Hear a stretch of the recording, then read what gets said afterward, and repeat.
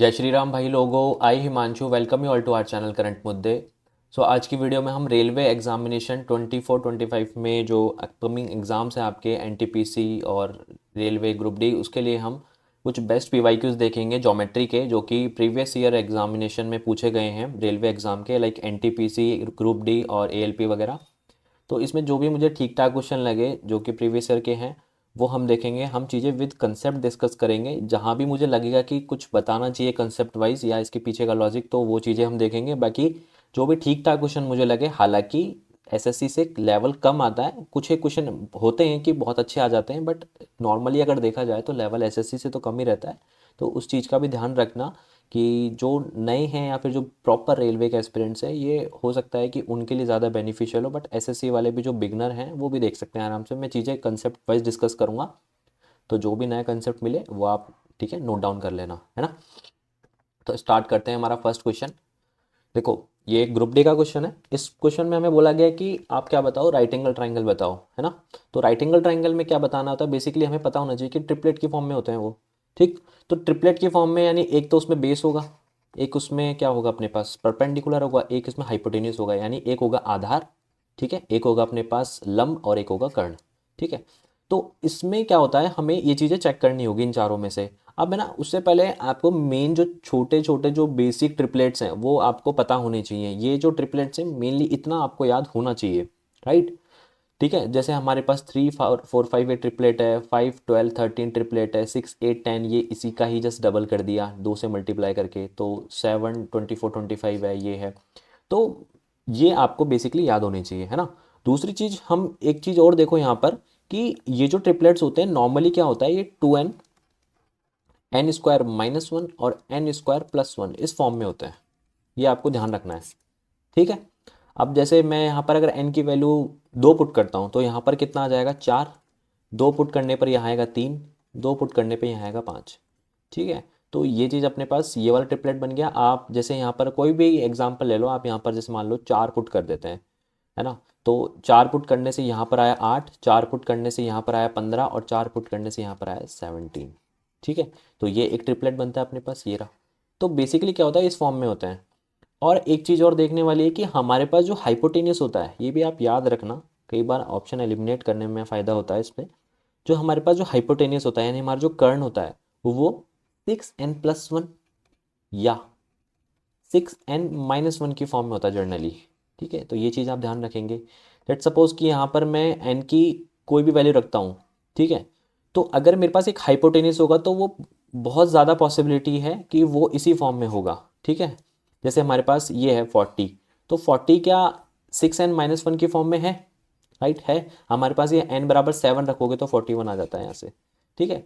जैसे हमारे पास और एग्जाम्पल लो, जैसे हम कोई एग्जाम्पल यहाँ से ले सकते हैं, ये वाला, ठीक है, 84, ये 85 वाला।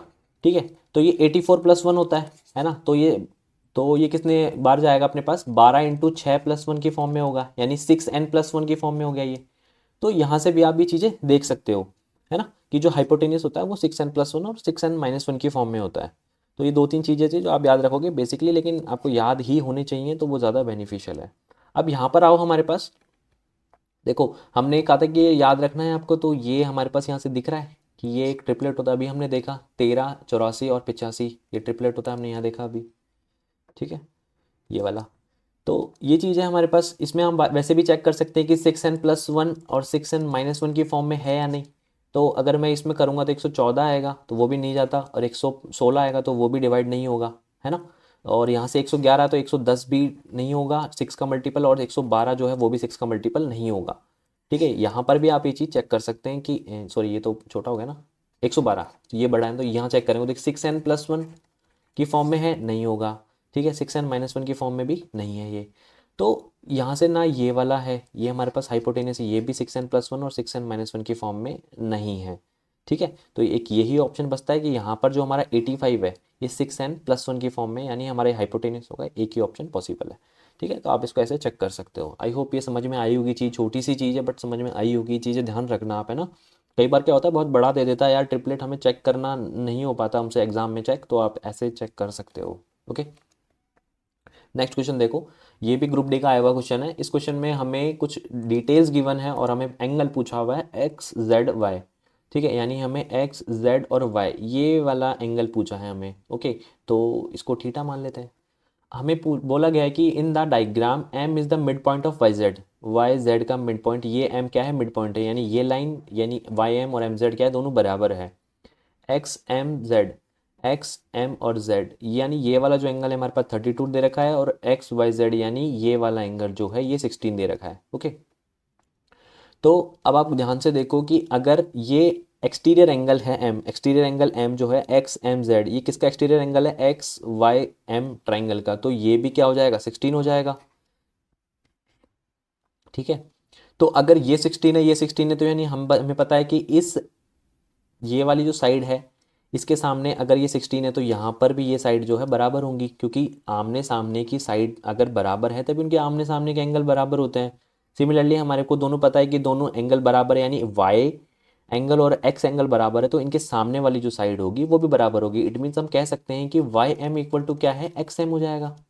ठीक है, तो यहाँ से ये भी बराबर हो गया इसके। ओके, अब हम देखते हैं कि एक्स एम और जेड जो हमारे पास ट्राइंगल है उसके अंदर ये एक्स एम और एम जेड बराबर है। ठीक है, तो अगर एम जेड के सामने, एम जेड में के सामने ये थीटा एंगल है, इसके सामने अगर ये वाली लाइन है एक्स एम, ठीक है, तो हमारे पास ये जो एम जेड है इसके सामने जो बना एंगल है वो भी थीटा होगा, क्योंकि सामने की साइड बराबर है, एक्स एम और एम जेड बराबर है यहाँ पर। ठीक है, तो X M equal to M Z बराबर है यहाँ से, इसलिए जो ये एंगल थीटा थीटा है बराबर हो जाएंगे। अब अगर हम बड़े ट्राइंगल की बात करते हैं एक्स वाई और जेड की, ठीक है, तो एक्स वाई जेड में हमारे पास तीनों एंगल का सम हमें पता चल गया, ये 16 16 32, तो 32 प्लस 2 थीटा, एक ये वाला थीटा एक ये थीटा, 2 थीटा, ये क्या होगा, तीनों का सम 180 डिग्री के बराबर होगा। तो यहाँ से थीटा की वैल्यू कितनी आ जाएगी, 180 में से अगर 32 गया, 90 में से 16 गए तो 74। ठीक है, तो ऑप्शन सी मेरा यहाँ से करेक्ट हो जाएगा। तो बेसिकली मैंने समझा ये चीज़ें कि जब देखो होता क्या है कि हमारे पास अगर ये कि ट्राइंगल है ना, अगर मेरे पास ये वाली साइड और ये वाली साइड बराबर है तो इनसे जो बना एंगल है, इसको ये वाला जो सामने का एंगल है, इस साइड के जस्ट सामने वाला बना एंगल है, ये वाला इस साइड के सामने बना एंगल, ये एंगल ये क्या होगा, अल्फा मान लेते हैं, तो इस साइड के सामने वाला जो एंगल है ये भी क्या होगा, अल्फा होगा। तो ये चीज़ आपको ध्यान रखनी है कंसेप्ट वाइज। ओके, नेक्स्ट देखते हैं। देखो हमें इस सवाल में बोला गया है कि two right side of a right angle triangle are 1.5 centimetre 2 centimetre long, the area of circumference will be. ठीक है, तो हमें सरकमफ्रेंस का क्या है, एरिया ऑफ इट सरकमफ्रेंस, नहीं यार, परिवर्त का अच्छा मतलब जो एरिया सरकमफ्रेंस का पूछा है, मतलब जो सरकम सर्किल आएगा यार, सरकमफ्रेंस नहीं, सरकम सर्किल, तो जो सरकम सर्किल है उसका एरिया पूछा है। तो उससे पहले एक बार है ना इसका बेसिक समझते हैं पहले। ठीक है,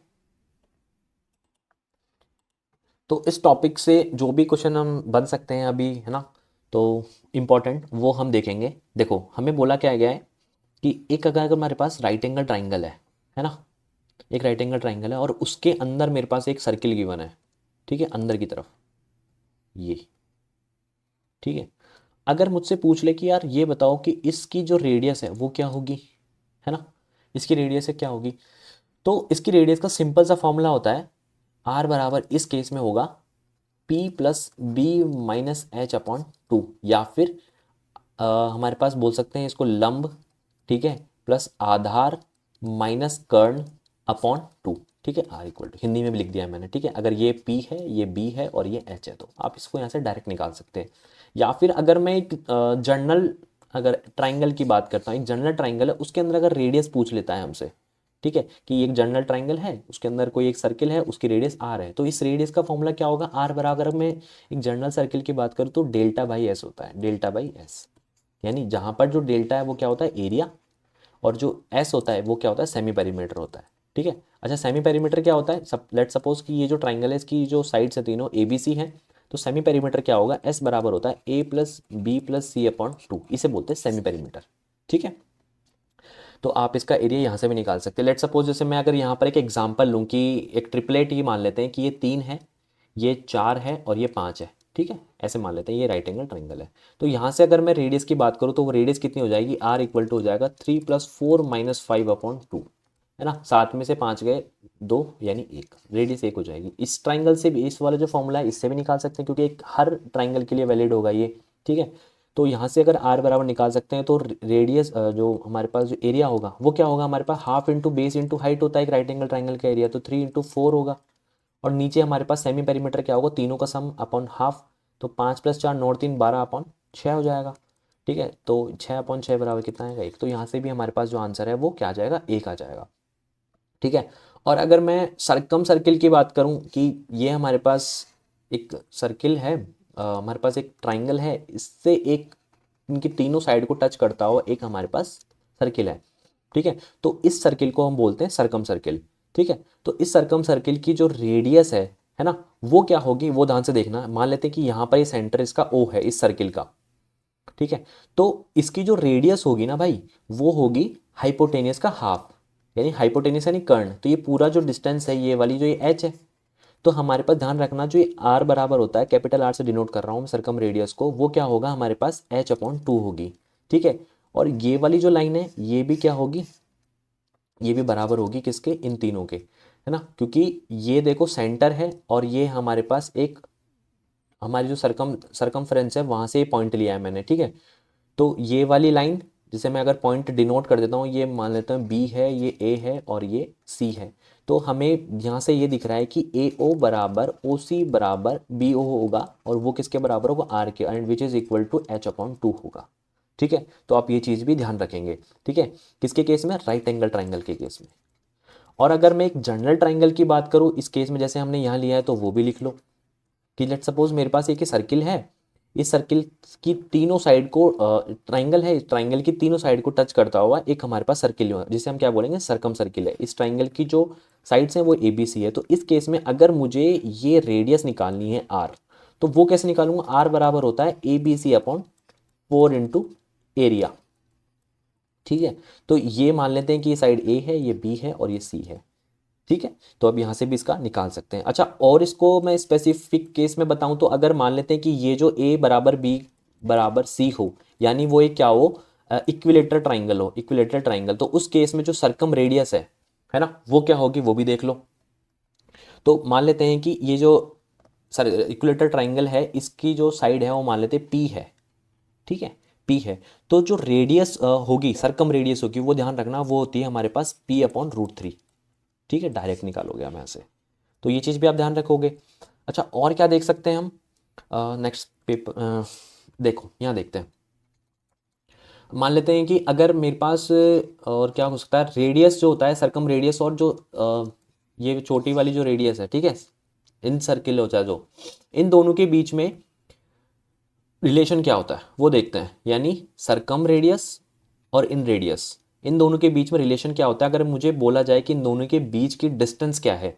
ठीक है, लेट्स सपोज कि मेरे पास मान लेते हैं कि ये ट्राइंगल है ना, यही ले लेते हैं राइट एंगल ट्राइंगल ही, वैसे तो कोई भी हो सकता है बट राइट एंगल ले लेते हैं, कोई दिक्कत नहीं है ना। एक ये हमारे पास क्या है, एक सरकम सर्किल है, एक ये हमारे पास इन सर्किल है। ठीक है, तो ये वाली जो रेडियस है ये तो होगी आर, और ये वाली जो बड़ा वाला सर्किल है इसकी जो रेडियस होगी, ये सेंटर होगा तो ये यहाँ पर हो जाएगी, यहाँ से और ये ले लो। ठीक है, या फिर यहाँ एक मिनट पेन चेंज कर लेते हैं, ये तो ये कितनी हो जाएगी, ब्लू वाली ये भी हो जाएगी आर।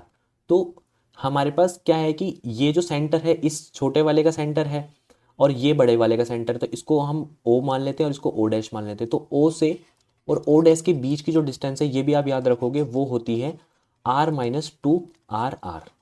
ठीक है, ये आप ध्यान रखोगे, ओ से ओ डैश के बीच की दूरी। ठीक है, जहां पर कैपिटल आर जो डिनोट करता है सरकम रेडियस को, और जो स्मॉल आर जो है वो डिनोट करता है इन रेडियस को। ठीक है, क्योंकि और इससे रिलेटेड क्या है क्वेश्चन आया हुआ, जैसे मैं एक डेटा लेता हूँ, हमारे पास जो कैपिटल आर थे वो क्वेश्चन में 9 दी हुई थी, और जो इन रेडियस थी वो हमें 4 दी हुई थी। हमें पूछा था कि दोनों के जो सर्किल हैं उन दोनों के बीच की डिस्टेंस बताओ, तो आप निकाल सकते हैं ऐसे √9² - 2 × 9 × 4, तो ये कितना आ जाएगा 81 - 36 = 72।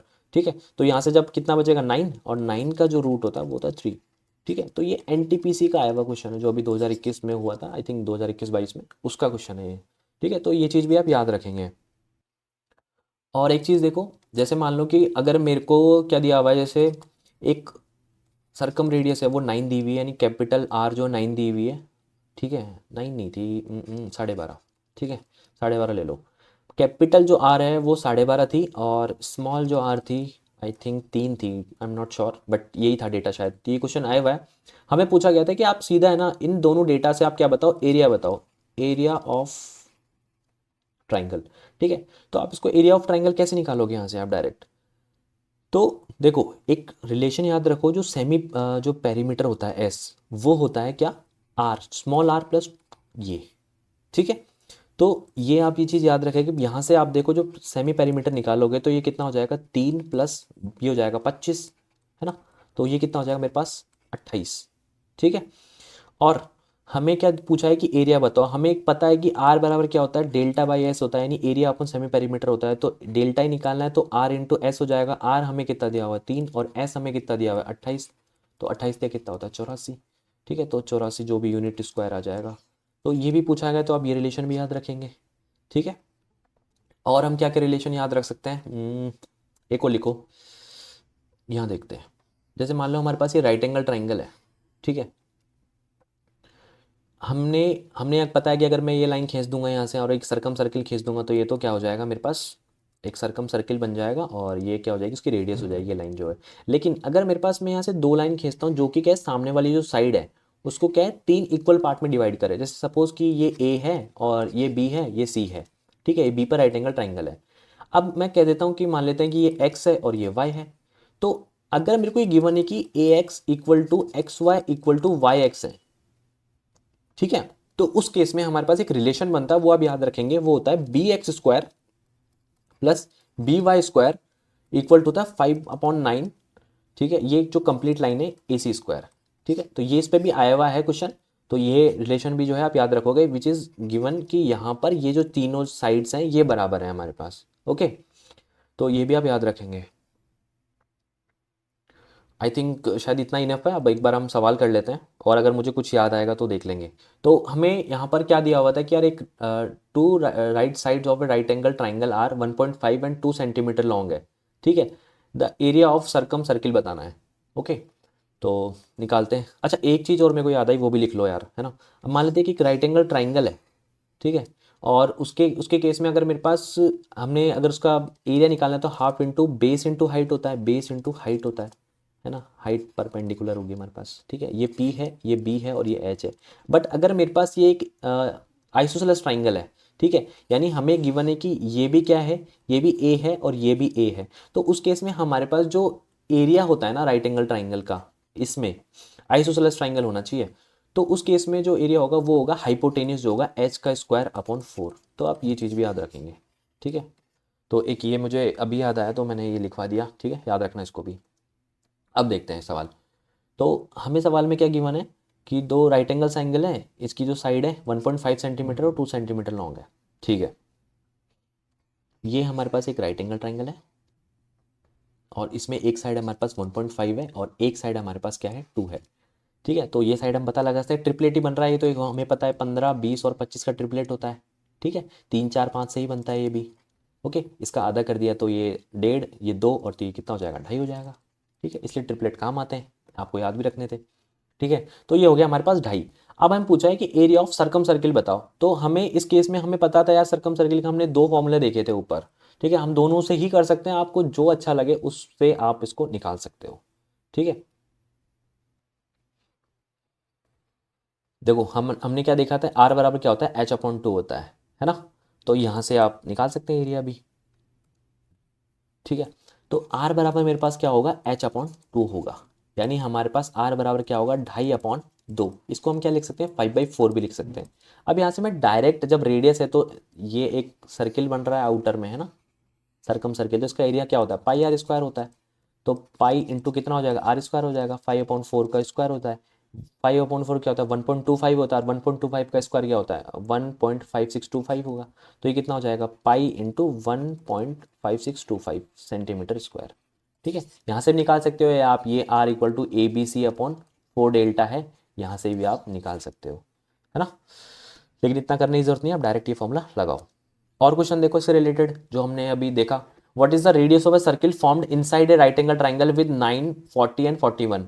ठीक है, इन रेडियस पूछा है हमसे, तो इन रेडियस हम डायरेक्ट निकाल सकते हैं, p plus B minus H upon 2 से निकाल सकते हैं। तो क्या है, p बराबर हमारे पास क्या है, परपेंडिकुलर हमारे पास 40 है या बेस हो सकता है, ठीक है। एक हमारे पास जो दूसरी साइड है वो 9 हो जाएगी, हमारे पास जो हाइपोटेनस है वो तो 41 ही होगा, नीचे हमारे पास 2 आएगा, तो ये कितना हो जाएगा 49 माइनस 41 हो जाएगा 8 अपॉन 2 इक्वल टू आता है 4। तो डायरेक्ट आप यहाँ से मार्क करोगे 4, ऑप्शन डी मेरा यहाँ से करेक्ट हो जाएगा, ठीक है।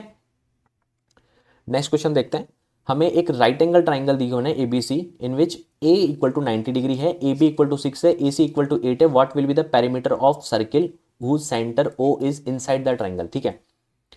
तो ओ जो है इनसाइड द ट्राइंगल है, यानी इन रेडियस की बात होगी, ठीक है, और इन सर्किल का ही एरिया बताना है हमें। तो एक राइट एंगल ट्राइंगल बनाते हैं पहले। ये हमारे पास एक राइट एंगल ट्राइंगल है ए बी सी, तो ये बी सी हो जाएगा और ए पे हमें 90 डिग्री है, तो ए हम यहाँ बनाएंगे। अब मुझे पता है कि अंदर एक सर्किल है, तो एक सर्किल बना देंगे, ठीक है। ये एक सर्किल बन गया।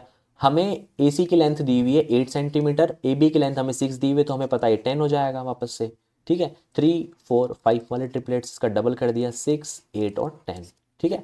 तो 6 8 10 हो जाएगा। यहाँ पे हमें क्या बोला गया है कि आप बताओ एरिया, तो हम इसकी रेडियस निकाल लेंगे तो एरिया अपने आप आ जाएगा। हमें इन रेडियस का भी पता है फॉर्मूला, वही सेम फॉर्मूला है, P plus B minus H upon 2। तो 8 से 14 माइनस 10 कितना होता है, 4 अपॉन 2 इक्वल टू 2 ही आता है, आर इक्वल टू 2 आ गया, तो इसका एरिया कितना हो जाएगा 4 पाई हो जाएगा, 2 का स्क्वायर 4 पाई। ऑप्शन डी मेरा यहाँ से करेक्ट हो जाएगा, ठीक है। तो आप डायरेक्ट यहाँ से कर सकते हो।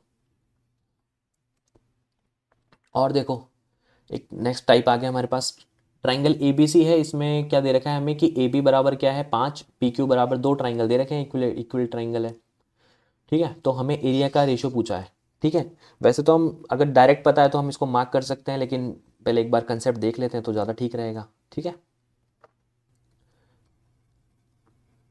देखो अगर मेरे पास है ना दो ट्राइंगल्स है, एक ट्राइंगल ये है और एक थोड़ा सा बड़ा ट्राइंगल है, ठीक है। ये ट्राइंगल बोल लेते हैं कि ए बी सी है, और एक जो ट्राइंगल है ये है पी क्यू आर, ठीक है। अगर मेरे को बोला गया है कि ये जो ट्राइंगल है आपस में समरूप है, यानी लुक अलाइक है, साइज अलग अलग है बट लुक अलाइक है, यानी सेम है। अगर ये पी क्यू आर को मैं इसके ऊपर रख दूंगा ए बी सी के ऊपर, तो एक दूसरे को ढक लेगा ये, है ना। तो ये लुक अलाइक है। तो इस केस में अगर मैं बोल रहा हूँ कि ए बी सी जो है, ए बी सी जो ट्राइंगल है वो किसके समरूप है, पी क्यू आर ट्राइंगल की, ठीक है। तो इनकी जो क्या होगा रेशो ऑफ होगा कॉरस्पॉन्डिंग साइड्स, वो होगा सेम होगा। यानी अगर मैं ए बी ले रहा हूँ इधर से, तो इधर से मैं पी क्यू लूंगा, तो ए बी अपॉन जो पी क्यू है इसका जो रेशो होगा वो बराबर होगा किसके, B C upon Q R के, इक्वल टू होगा C A upon P R के, ठीक है। तो ये क्या होता है, कॉरस्पॉन्डिंग साइड जो बराबर होती है। और दूसरी चीज जो एंगल्स हैं वो भी बराबर होते हैं, ये थीटा है तो ये थीटा है, अगर ये अल्फा है तो ये भी अल्फा है, ठीक है। और ये अगर गामा है तो ये भी क्या होगा, गामा होगा, ठीक है। तो एंगल्स भी जो है बराबर होंगे, यानी angle A equal to angle P होगा, angle B equal to angle Q होगा, और एंगल सी जो है एंगल आर होगा, ठीक है। तो ये चीज़ आपको ध्यान रखनी है। अगर मैं ये बोलता हूँ कि ट्राइंगल ए बी सी है, वो किसके समरूप है, क्यू पी आर के है, ठीक है, तो चीज़ें बदल जाएंगी, है ना। क्या होगा, चीज़ें बदल जाएंगी। फिर हमारे पास ए बी जो है उसके कॉरस्पॉन्डिंग मेरे को साइड क्यू पी लेनी पड़ेगी, जो बी सी लूंगा अगर मैं, बी सी के कॉरस्पॉन्डिंग साइड मुझे पी आर लेनी पड़ेगी, बी सी के कॉरस्पॉन्डिंग मुझे पी आर, यानी पहले ये थी और ये दोनों साइड थी, लेकिन अब मुझे बी सी के साथ पी आर लेनी पड़ेगी, ठीक है। तो ये चीज़ ध्यान रखना है, लिखा क्या है पहली चीज़ तो, ओके। और इनका जो रेशो होगा वो इन साइड जो इनके जो साइड होगा, ठीक है। मान लेते हैं कोई भी ये रेशो है ए अपॉन बी, तो ये ए अपॉन बी के स्क्वायर के बराबर होता है, ठीक है। मान लेते हैं कि ये साइड मेरे पास 3 है और ये मेरे पास साइड 5 है, ठीक है। तो इनका जो रेशो होगा वो 3/5 होगा। अगर मैं एरिया का रेशो पूछूं, ठीक है, तो वो कितना हो जाएगा 9/25, ठीक है। तो ये चीज़ आपको याद रखनी है।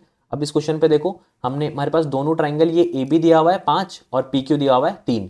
तो अगर ए बी सी है ना और पी क्यू आर बराबर, तो ए बी ले रहा हूँ इधर से, तो इधर से मुझे पी क्यू लेना पड़ेगा। तो A B upon P Q का जो रेशियो है वो मुझे 5/3 दे रखा है। अगर मुझे एरिया रेशियो चाहिए तो मुझे इसका स्क्वायर करना पड़ेगा, and which is equal to 25/9, ठीक है। तो 25/9 का है डी ऑप्शन में, तो ये चीज़ आप याद रखेंगे, है ना।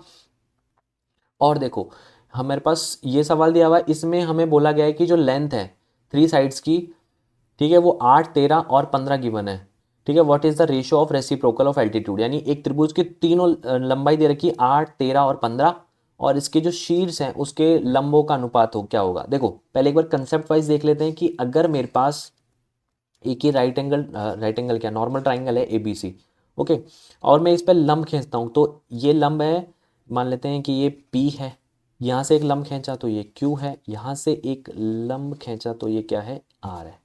ठीक है, AP जो एल्टीट्यूड है इसकी हाइट h1 है, इस वाले की h2 है, और ये जो थर्ड वाला है इसकी h3 है। ठीक है, ये जो साइड है ये A है, कैपिटल A के सामने वाली साइड स्मॉल a, B के सामने वाली साइड स्मॉल b, इसके सामने वाली साइड स्मॉल c। तो जब भी याद रखना, अगर ट्राइंगल की तीनों साइड का रेशियो A, B और C में है, तो उनके जो कॉरस्पॉन्डिंग जो लंब है, जो एल्टीट्यूड है, उनका रेशियो क्या होगा भाई, उनका जस्ट रेसिप्रोकेट होगा। यानी अगर मैं एल्टीट्यूड की बात करूँ तो 1/h1 upon 1/h2 upon 1/h3 होता है। तो ये चीज़ आप ध्यान रखेंगे। ठीक है, डायरेक्ट क्वेश्चन आता है इस प्रॉपर्टी से जो कि आया हुआ है। अब हमें यहाँ पर जो साइड दे रखी है वो 8:13:15 दे रखी है। हमें अगर H1 H2 का रेशो लिखना है ना, तो कैसे लिखेंगे? अगर मुझे बोलूँ कि भाई H1 ratio H2 ratio H3 बताओ, तो नीचे आ जाएंगी ये, तो ये हो जाएगा A 1B C हो जाएगा। यानी कितना जाएगा 1/8, 1/13 और 1/15। तो आप इसको लिख लो। ठीक है, आप एलसीएम लेके इसको सॉल्व करोगे तो आप इनमें से एक रेशो आ जाएगा आपका, तो चेक कर लेना भाई कौन सा आएगा। ठीक है, हम चाहें तो सॉल्व भी कर सकते हैं। ठीक है, अगर आप चाहते हो तो कर लेते हैं, कोई दिक्कत नहीं है। अब देखो, इनमें से 8, 13 और 15 में से कुछ कॉमन तो है नहीं, तो अगर मुझे फर्स्ट की जगह लिखना है तो मुझे इन दोनों का मल्टीप्लिकेशन लिखना पड़ेगा। यानी ये हो जाएगा 13 × 15 जो कि होता है 195। 195 किसी ऑप्शन में है? एक ही ऑप्शन में, ए ऑप्शन करेक्ट हो जाएगा। अगर बी वाले लिखना है तो ये दोनों का मल्टीप्लिकेशन आएगा, तो यहाँ आ जाएगा 120। और थर्ड वाले लिखना है तो ये दोनों लिखने पड़ेंगे, तो 13 × 8 = 104 आएगा। तो ऑप्शन 1 मेरा यहाँ से करेक्ट हो जाएगा। ठीक है, तो वरना आपको एलसीएम लेना वो आप कर सकते हो। नेक्स्ट क्वेश्चन देखो। देखो, इस क्वेश्चन में हमें बोला गया कि in triangle A B C D and E on A B and A C are points in which D E is parallel to B C, if A D equal to 2 B D equal to 3 then what is the value of area. ठीक है, तो इससे related भी एक concept देख लेते हैं एक बार छोटा सा। ठीक है, अगर कंसेप्ट है हमारे पास कि अगर मेरे पास एक ट्राइंगल ए बी सी है, ठीक है, इस ए बी सी ट्राइंगल पे अगर मैं ए बी और ए सी पर दो पॉइंट ऐसे लूँ कि मान लेते हैं ये पी क्यू है, और पी क्यू जो लाइन है अगर वो पैरेलल है किसके, बी सी के पैरेलल है, तो हमारे पास एक रेशो बन के आता है, वो एक रिजल्ट बनना बोल लो चाहे आप इसको, वो होता है कि ए पी अपॉन जो ए बी होगा वो बराबर होगा किसके, ए क्यू अपॉन किसके, ए सी के, equal to P Q upon B C के। कौन कौन सा ट्राइंगल लिया हूँ मैं वो भी देख लो। मैंने लिया है, मैंने पहले छोटा वाला ट्राइंगल ए पी क्यू, और बड़ा वाला ट्राइंगल है ए बी सी, और ये दोनों क्या होंगे, आपस में समरूप हो जाएंगे। ठीक है, तो यहाँ पर ये दोनों चीज़ बराबर होती हैं। अगर मैं एल्टीट्यूड भी ड्रॉ करता हूँ तो वो भी उस रेशियो में आता है कि मान लेते हैं कि एक्स और ये वाई पे है, तो एल्टीट्यूड है तो ये 90 डिग्री है, ये भी 90 डिग्री है। तो अगर मैं एल्टीट्यूड भी ले लेता हूँ तो ये भी जो रेशियो होगा ये भी बराबर होगा। ठीक है, साइड के रेशियो के। अच्छा, एरिया रेशियो क्या होगा, इनमें से किसी का भी स्क्वायर कर दूंगा मैं, ठीक है, तो वो किसके, एरिया रेशियो के बराबर आ जाएगा। जैसे सपोज कि अगर साइड रेशियो हमारे पास ये जो रेशियो है सिंपलेस्ट फॉर्म ए अपॉन बी के फॉर्म में है, जैसे ये हो गया 3 और 5 की फॉर्म में है। ठीक है, तो हमारे पास जो एरिया रेशियो आएगा वो कितना आ जाएगा, 9/25 आ जाएगा। ठीक है, तो ये चीज़ आप याद रखोगे। और दूसरी चीज़, इसका ही एक एक्सटेंडेड वर्जन आता है, वो भी देख लो। वो क्या होता है कि ये अगर ए बी सी है, और अगर मैं ए बी के मिड पॉइंट और ए सी के मिड पॉइंट को मिलाऊं तो ये कितना हो जाएगा, ठीक है, ये पी क्यू हो गया। अगर ये मिड पॉइंट है, तो मिड पॉइंट है, तो एक चीज़, एक रिजल्ट और बनता है कि जो पी क्यू होगा वो किसका हाफ हो जाएगा, बी सी का हाफ होता है ना। या हम कह सकते हैं कि जो पी क्यू होगा और बी सी का जो रेशो होगा 1:2 में होगा, यानी ये एक है तो ये दो होगा। यानी ये ए पी बराबर एक है, ये रेशो भी एक होगा क्योंकि ये दोनों बराबर बराबर हैं। तो ए पी का जो रेशो होगा ए बी से वो भी कितना आ जाएगा, 1/2 आ जाएगा, जो कि हमने देखा था कि देखो यहाँ पे P Q upon B C है, वही रेशो किसका होगा, A P upon A B का होगा। यहाँ से P Q upon B C जो है वो 1/2 है, तो यही रेशो किसका हो जाएगा, ए पी अपॉन किसका, ए बी का हो जाएगा। सेम चीज इधर भी हो जाएगा, ये कितना हो जाएगा, ए क्यू अपॉन ए सी का जो रेशो हो जाएगा वो भी कितना हो जाएगा, 1/2 हो जाएगा। एरिया का रेशो क्या हो जाएगा, एरिया का रेशो की बात करूं इन दोनों ट्राइंगल की, छोटा वाला और बड़े वाले की, तो वो हो जाएगा 1/4 के केस में हो जाएगा। ठीक है, तो इसको क्या बोलते हैं, हम मिड पॉइंट थ्योरम बोलते हैं। ठीक है, तो ये मिड पॉइंट थ्योरम होती है, आप इसको याद रखेंगे। और ये जो ऊपर वाली जो थ्योरम थी ये होती है हमारी थेल्स थ्योरम। थेल्स थ्योरम, ठीक है, तो थेल्स थ्योरम का एक्सटेंडेड वर्जन है, ठीक है, वो होता है मिड पॉइंट थ्योरम। तो क्वेश्चन पे वापस आते हैं कि ए बी सी हमारे पास एक ट्राइंगल है, उसमें डी और ई उस पे साइड है, किस पे, ए बी और ए सी पे। तो ये हमारे पास ए हो गया, ये बी और ये सी। तो ए बी पे हमारे पास डी पॉइंट है और ए सी पे हमारे पास गिवन है ई पॉइंट। ओके, तो हमें ए डी बराबर दे रखा है 2 और बी डी बराबर दे रखा है 3। तो हमें पूछा गया है कि what is the value of area of A D E और ए बी सी। तो हमें पता है कि अगर ये 2 और ये 3 है, यानी A D upon A B के रेशियो की बात करूँ तो वो कितना हो जाएगा, 2 अपॉन ये कंप्लीट लाइन हो जाएगी ए बी वाली, यानी 5। और यही रेशियो किसका हो जाएगा, D E upon B C का हो जाएगा, है ना। तो अगर ये 2 है तो ये 5 है। तो इनके एरिया का रेशियो पूछा है तो वो कितना हो जाएगा भाई, इसका स्क्वायर हो जाएगा। इसका स्क्वायर करेंगे तो ये 4/25 आ जाएगा, है ना। तो बड़ा वाला ट्राइंगल नीचे 25 आ गया, ऊपर ये 4 आ गया, तो 4/25 आ गया। और अगर मुझसे ये पूछ लेता कि ट्राइंगल जो ए डी ई है उसका रेशियो बताओ आप, किसके क्वाड्रिलेटरल जो बन रहा है नीचे डी ई बी सी का, तो वो क्या हो जाएगा, इसका तो एरिया कितना हो जाएगा 2। और कंप्लीट ट्राइंगल जो है ए बी सी, अगर उसमें से ये वाला एरिया माइनस कर दूं, ऊपर वाला ये वाला, तो नीचे वाला एरिया आ जाएगा। तो कंप्लीट 25 था, इसमें से ऊपर वाला माइनस कर दिया तो वो कितना हो जाएगा 21। तो क्वाड्रिलेटरल के साथ एरिया कितना हो जाएगा 2:21। तो ये भी आप याद रखेंगे, है ना।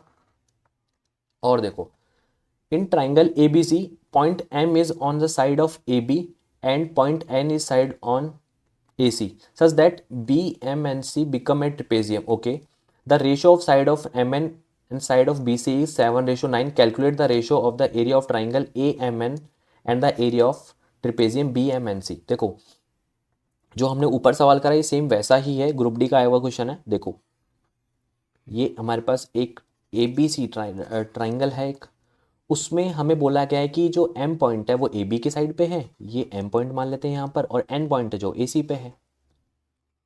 ओके, तो एम एन जो है और बी सी का जो रेशियो है, एम एन और बी सी का जो रेशियो है वो क्या है, 7:9 है। अच्छा देखो, यहाँ पर ये नहीं बोला गया देखो पैरेलल है, लेकिन यहाँ पर ये दे दिया कि ट्रिपेजियम, और ट्रिपेजियम में हमें पता है कि नॉन पैरेलल साइड है, जो ये लेग्स होती हैं, इसके अलावा जो साइड होती हैं ये वाली, ये एम एन और ये जो बी सी है, ये क्या है, पैरेलल ही होती हैं ट्रिपेजियम में। तो एम एन ऑलरेडी गिवन है पैरेलल किसकी फॉर्म में, ट्रिपेजियम की फॉर्म में। तो अगर पैरेलल है 7:9 में है, तो हम यहाँ से एरिया कैलकुलेट कर सकते हैं किसका, ऊपर वाला जो ट्राइंगल है इसका तो एरिया हो जाएगा 7 स्क्वायर, और कंप्लीट एरिया जो है उसमें से अगर ये वाला हटा दूं मैं तो ये नीचे वाले का एरिया आ जाएगा जो हमें चाहिए। तो कंप्लीट एरिया हमारे पास 9 स्क्वायर है, इसमें से अगर मैं 7 स्क्वायर हटा दूं तो ये मेरे पास trapezium M N B C का एरिया मिलेगा। तो यहाँ से ये हो जाएगा 49, और ये 81 माइनस 41 करूंगा, 49 करूंगा तो मेरे पास ये आ जाएगा किसका, area of trapezium B M N C का। ठीक है, तो ये 49, और ये कहते हैं 11 में से 9 गए 2, और ये 7 में से 2 गए 32। ठीक है, तो 49:32 आएगा, किसमें, कौन से ऑप्शन में गिवन है, ऑप्शन नंबर सी। ठीक है, बी मत कर देना, ये उल्टा हो जाएगा रेशो, उल्टा नहीं पूछा है, पहले देख लेना किसका किससे रेशो पूछा है, ट्राइंगल पहले लेना है। तो ट्राइंगल ए एम एन का रेशो है 49, 49 यहाँ पर पहले आएगा, तो 49:32 इसका आंसर हो जाएगा।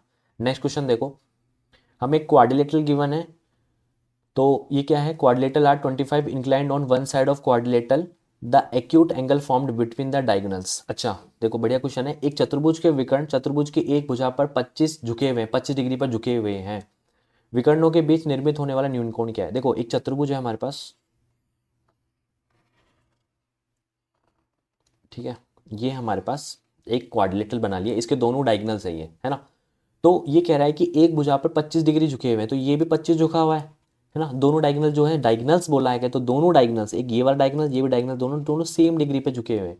तो इनके बीच निर्मित होने वाला न्यून कोण बताओ। तो ये जो डायगोनल्स है इनके बीच में ये तो बनेगा अधिक कोण, अधिक कोण, ठीक है, और ये बनेगा एक्यूट एंगल यानी न्यून कोण। तो हमें ये वाला एंगल बताना है। तो ये तो हमें पता है कि अगर ये ये ओ है, ये ए है और ये बी है, तो ट्राइंगल ओ ए बी का जो एक्सटीरियर एंगल है ऊपर बना हुआ वो क्या हो जाएगा, थीटा। तो ये थीटा कितना हो जाएगा, 25+25, ठीक है, यानी 50। तो लैंग्वेज थी बस, और कुछ नहीं था।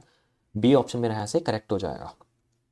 और देखो, एक फिगर गिवन है हमारे पास, इसमें हमारे पास बी ए डी जो एंगल है, बी ए डी, वो 30 डिग्री दे रखा है, ये 30 दे रखा है, ये 90 है, तो ये हमारे पास ऑटोमेटिकली 60 हो गया, यहीं से पता लग गया। डी बी सी जो है, डी बी और सी, डी बी सी, ये वाला जो एंगल है ये हमें कितना दे रखा है, ये भी 60 दे रखा है। ए बी की लंबाई हमें 18 दे रखी है, ए बी की लंबाई ये 18 दे रखी है, तो हमें बी सी की लंबाई पूछी, ये वाली लंबाई है ना, ये वाली। देखो एक चीज़ याद रखना, जो राइट एंगल ट्राइंगल होता है उसके अंदर अगर तीनों एंगल 30 डिग्री, 60 डिग्री और 90 डिग्री गिवन है, तो उनके जो सामने वाली साइड है, उनकी जो कॉरेस्पॉन्डिंग साइड्स हैं, उनकी जस्ट सामने वाली साइड है, वो किस रेशियो में होती है, 1√3 और 2 रेशियो में होती है। यानी अगर 90 डिग्री पे 2 है तो 30 डिग्री पे 1 होगा, इस पे होगा √3। 90 डिग्री पे अगर 9 है या फिर मान लेते हैं कि 12 है, तो 60 डिग्री पे कितना हो जाएगा, 2 यूनिट की वैल्यू 12 है, देन 6 टाइम है, तो इसकी वैल्यू भी 6 टाइम हो जाएगी, नहीं 6√3 हो जाएगी, और ये कितनी हो जाएगी, 6 हो जाएगी। अच्छा एंगल अगर 30 डिग्री, 60 डिग्री, 90 डिग्री पे ना होकर के अगर ये दे रहे थे कि 45 डिग्री, 45 डिग्री और 90 डिग्री का ट्राइंगल है, तो ये किस रेशो में होते हैं भाई, ये एक रेशो √2 में होते हैं। अगर 45 डिग्री के सामने वाली साइड अगर 18 है मान लेते हैं, ये भी 18 हो जाएगी, और दूसरी जो 90 डिग्री के सामने वाली साइड है वो 18√2 हो जाएगी। अच्छा ये ना होकर के हमारे पास 120 डिग्री वाला एंगल होता तो, ठीक है, 30 डिग्री, 30 डिग्री और 120 डिग्री ये होता, तो ये किस रेशो में होती है साइड, इनके अगर 30 डिग्री, 30 डिग्री और 120 डिग्री में, तो साइड का जो सिंपलेस्ट रेशो होता है वो किस फॉर्म में होता है, एक, एक और √3, तो ये इस रेशो में होगा। ठीक है, तो समझ में आया बात। अब यहाँ पर देखो ये 30, 60 और 90 डिग्री है, तो हमें इस वाली फॉर्म में देखो यहाँ पर 90 डिग्री के सामने यानी 2 यूनिट के सामने अगर 18 दे रखा है, ठीक है, तो 30 डिग्री के सामने हमारे पास कितना हो जाएगा, उसका आधा यानी हो जाएगा 9। तो बी डी की जो लेंथ है वो हमारे पास आ गई 9। अब ट्राइंगल किस में, बी डी और सी में देखते हैं। ठीक है, तो बी डी सी में देखो एक बार, इसमें हमें जो हाइपोटेनियस है यानी जो बी डी है वो हमें 9 मिल गया। अब 90 डिग्री के सामने अगर 9 है तो हमें पूछा गया है कि 30 डिग्री हो गया ये, इस 30 डिग्री के सामने क्या होगा, तो 2 यूनिट की वैल्यू अगर 9 है तो 30 डिग्री का मतलब 1 यूनिट की वैल्यू 4.5 हो जाएगी, तो 4.5 हो जाएगा, ऑप्शन बी यहाँ से मेरा करेक्ट हो जाएगा। और नेक्स्ट देखो, हमें इन सवाल में बोला गया है कि the length of one side of rhombus is 7/3 and its diagonal is 16/3, find the length of second diagonal. एक बार से पहले हम पूरा रोम्बस समझते हैं। रोम्बस क्या होता है, रोम्बस होता है समचतुर्भुज। ठीक है, समचतुर्भुज।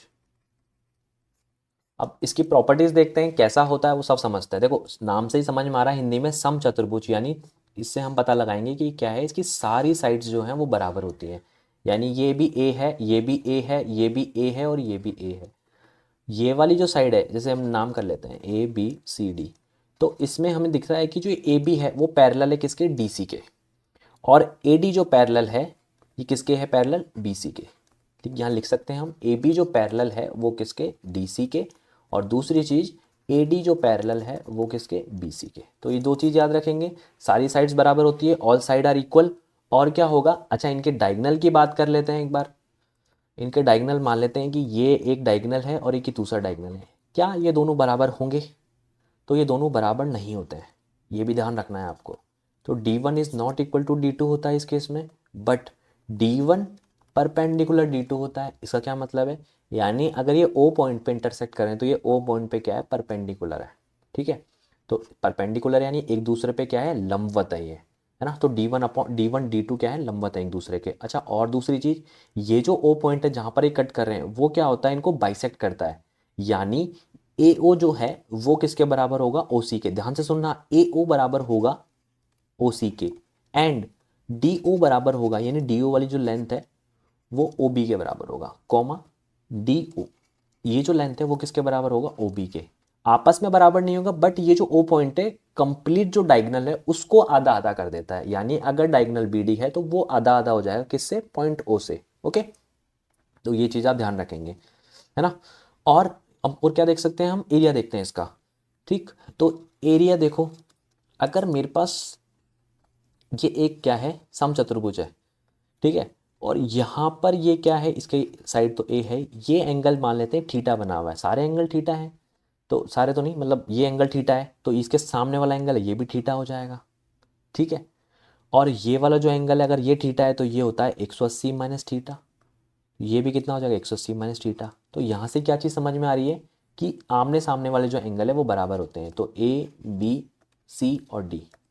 ठीक है, तो हमें यहाँ से पता लग रहा है कि angle A equal to angle C और angle B equal to angle D होता है। और एक चीज, angle A plus angle B या फिर angle A plus angle D, एक एंगल ले लो उससे इधर वाला भी और इधर वाला भी, इन दोनों का जो सम है वो क्या होता है, 180 डिग्री होता है ना। क्या होगा, 180 डिग्री। करके देख लो ना, 180 में थीटा और थीटा जोड़ूंगा तो भी 180 आएगा, 180 में थीटा में इस ये वाला थीटा जोड़ूंगा तो भी 180 आ जाएगा। सेम सी वाले के लिए होगा, सी से इधर और सी से इधर। तो इसको बोलते हैं सप्लीमेंट्री एंगल्स। ठीक है, सप्लीमेंट्री एंगल्स। सप्लीमेंट्री एंगल वो एंगल होते हैं जिनका जो सम होता है 180 होता है। ठीक है, तो ए डी सप्लीमेंट्री एंगल है ए बी का, और जो ए डी सप्लीमेंट्री एंगल है वो किसका है, डी सी का। मतलब ठीक है, सम बराबर होता है, सम 180 होगा, है ना। और आमने सामने के एंगल बराबर होंगे, ये चीज़ ध्यान रखनी है। अच्छा, एरिया वाली बात कर रहे थे हम, तो एरिया क्या होगा भाई, साइड अगर ए है तो एरिया हो जाएगा ए स्क्वायर साइन थीटा। ठीक है, यानी आमने सामने और आजू बाजू वाली साइड के बीच का जो एंगल है वो थीटा होगा, तो जो साइड होगी वो ए है तो एरिया कितना हो जाएगा, ए स्क्वायर साइन थीटा हो जाएगा। ओके, अगर एंगल गिवन है तो। अगर एंगल नहीं गिवन है तो मान लेते हैं कि हो सकता है कि डायगोनल गिवन हो, तो उस केस में जो एरिया का जो फॉर्मूला होता है वो कितना होता है भाई, half D one into D two. तो ये ध्यान रखोगे आप। एक रिलेशन और होता है एंगल और किसमें, एंगल और साइड में, साइड और डायगोनल में, सॉरी, साइड और डायगोनल में क्या रिलेशन होता है वो भी देख लो, कि डी वन स्क्वायर यानी पहले वाले डायगोनल का स्क्वायर प्लस दूसरे वाले डायगोनल का स्क्वायर है वो 4 इंटू ए स्क्वायर यानी साइड के स्क्वायर के बराबर होता है। तो ये चीज़ भी आप याद रखेंगे। और क्या कर सकते हैं हम इसमें, हाँ एक वो देख लो प्रॉपर्टी।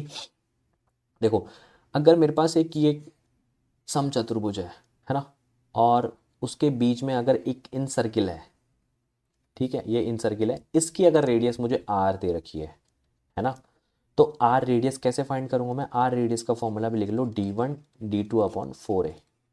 ठीक है, तो अगर कल को पूछ ले तो आप इसको यहाँ से निकाल सकते हो, राइट। तो ये इतना ही था, बाकी क्वेश्चन करते हैं। हमें गिवन है लेंथ रोम्बस की साइड तो सारी बराबर होती है, 17/3 दे रखी, डायगोनल गिवन है तो length of the second diagonal, तो हमने देखा था relation D one square plus D two square बराबर कितना होता है, 4a स्क्वायर के। एक दे रखा है हमें तो ये हो जाएगा 289/9 प्लस डी टू स्क्वायर हमें फाइंड करना है 4 इंटू ए स्क्वायर यानी साइड का स्क्वायर। गलत लिख दिया भाई, डायगोनल का नहीं था ये। ठीक है, तो ये तो साइड स्क्वायर इंटू 4 ये किसके बराबर है, डी वन स्क्वायर, वो कितना दे रखा है हमें, 256/9 प्लस डी टू स्क्वायर। ठीक है, तो ये चीज़ हमें गिवन है तो यहाँ से हम डी टू निकाल सकते हैं। 9 इसको इधर ले जाएंगे अपन तो 9 तो नीचे आ ही जाएगा कॉमन। तो अगर इसको मैं 290 बोल रहा हूँ तो 1160 में से 4 गए तो 1156 माइनस 256 ये हो गया, इधर हो जाएगा डी टू स्क्वायर। तो ये हो जाएगा 900 बटे 100 का आ जाएगा √10, तो डी टू की जो लंबाई है यहाँ से आ जाएगी 10। ठीक है, तो आप इसको यहाँ से डायरेक्ट सॉल्व कर सकते हो इस फॉर्मूला से, आंसर सी हो जाएगा इसका। एक और क्वेश्चन देखो, लेंथ ऑफ इस side of rhombus is √5 and its area equal to 4, what will be the sum of length of its diagonal. ठीक है, अब इसको कैसे करेंगे हम, देखो भाई, हमें साइड दे रखी है और हमें पूछा है कि एरिया जो है उसका एरिया दे रखा है 4, what will be the sum of its diagonal. देखो, half into D one into D two ये क्या होता है हमारे पास, एरिया के बराबर होता है, यानी यहाँ से डी वन से डी टू का जो सम है, मल्टीप्लीकेशन है, वो 8 आ गया। ठीक है, और हमें एक प्रॉपर्टी हमें पता ही है, D one square plus D two square जो है वो किसके बराबर होता है भाई, 4 इंटू साइड के स्क्वायर के बराबर होता है, साइड का स्क्वायर है हमारे पास 5 है, तो ये 20 हो जाएगा। यहाँ से अगर मैं सम की बात कर रहा हूँ, D one plus D two चाहिए और मैं इसका स्क्वायर कर देता हूँ ताकि मुझे सम आ जाएगा यहाँ से, तो ये कितना होता है, D one square plus D two square which is 20 plus ये कितना आ जाएगा हमारे पास, D one into D two 8 into two A B होता है ना, D square plus D two square plus 2ab यानी 2d1 d2, तो d1 d2 8 है तो 2d1 d2 कितना हो जाएगा, 16 हो जाएगा, तो ये हो जाएगा 36। अगर d1 प्लस डी टू बोला है तो वो कितना हो जाएगा, 6 हो जाएगा।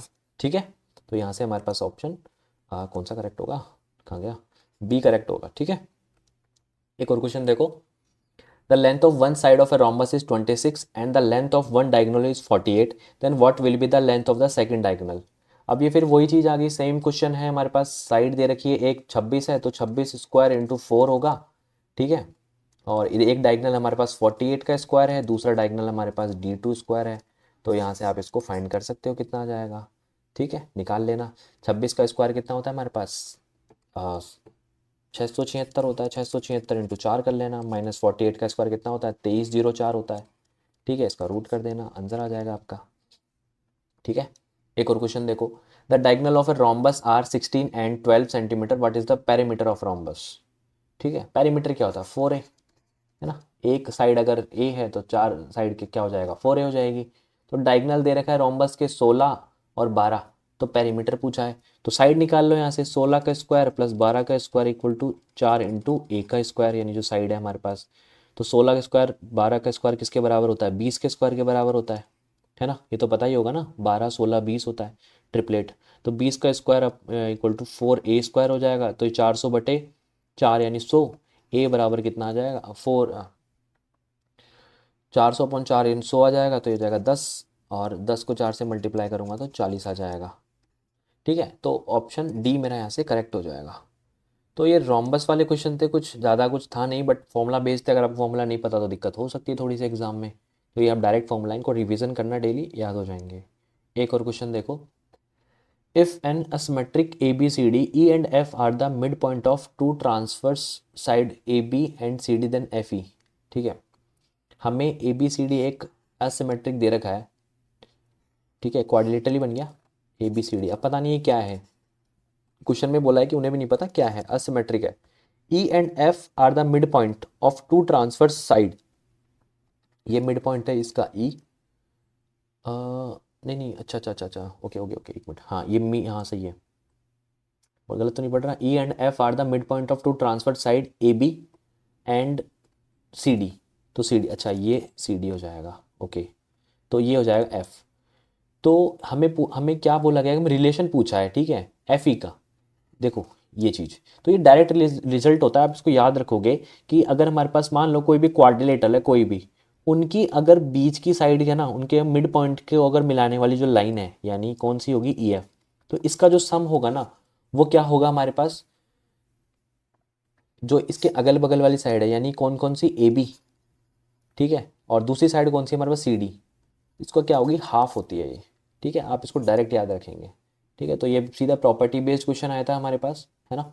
और एक चीज़ और देखो कि जैसे मान लो हमारे पास ये क्या है, हमारे पास एक और क्वाड्रिलेटरल है ABCD।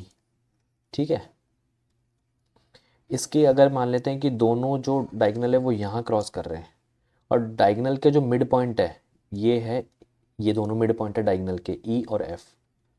अब इन दोनों को अगर मैं मिलाऊं, ये E और F को, तो EF की वैल्यू क्या होगी, यहाँ से भी क्वेश्चन आता है, तो वो भी देख लेते हैं। ये होगा हमारे पास CD माइनस AB/2। तो ये यहाँ पर मॉड लगा लेना, जो बड़ी साइड को पहले लिखनी है और जो दूसरी साइड है वो दूसरी, जो छोटी है वो बाद में लिखनी है। तो इनका डिफरेंस होता है, और यहाँ पर इस केस में हमारे पास सम होता है। ठीक है, यानी इसको अगर मैं इस फिगर को घुमा के बनाऊँ, मान लेते हैं ये क्वाड्रिलेटरल है कोई, है ना, ये क्वाड्रिलेटरल है ना। इनकी जो मिड पॉइंट है ये ABCD है, इसका मिड पॉइंट है, मान लें ये मिड पॉइंट है, यहाँ पर ये E है और ये F है, यानी ये दोनों साइड ये बराबर है। तो EF जो होगा ना, EF होगा ये A+B/AB+CD का हाफ होगा। ठीक है, तो इस केस में प्लस होता है, लेकिन डायगोनल का जो अगर मिड पॉइंट होता है उनको अगर मिलाते हैं ना, और वो लाइन का अगर पूछा जाए, उस केस में EF पूछा जाए उसकी लेंथ। ठीक है, तो EF की लेंथ, ये सिर्फ इतनी लेंथ की बात कर रहा हूँ मैं, पूरी नहीं है। EF इक्वल टू होगा CD माइनस AB। तो ये चीज़ भी आप याद रखेंगे, ये भी एक कंसेप्ट पे बेस्ड डायरेक्ट क्वेश्चन था। ओके, तो आई होप आपको ये लेक्चर पसंद आया होगा। अगर वीडियो अच्छी लगी तो लाइक कर देना, चैनल को सब्सक्राइब कर देना, और अगर इसी टाइप की कंसेप्ट बेस्ड और वीडियोस चाहिए आपको तो मेरे को कमेंट करके ज़रूर बताना। और जो भी रिव्यूज़ थे इस वीडियोस के बारे में वो भी आप मुझे अपने कमेंट सेक्शन में बता सकते हैं। बाकी आप टेलीग्राम चैनल ज्वाइन कर लेना, वहाँ पर आपको बाकी चीज़ों की अपडेट्स मिल जाएंगी। तब तक के लिए चलो मिलते हैं नेक्स्ट वीडियो में। Signing off, bye bye.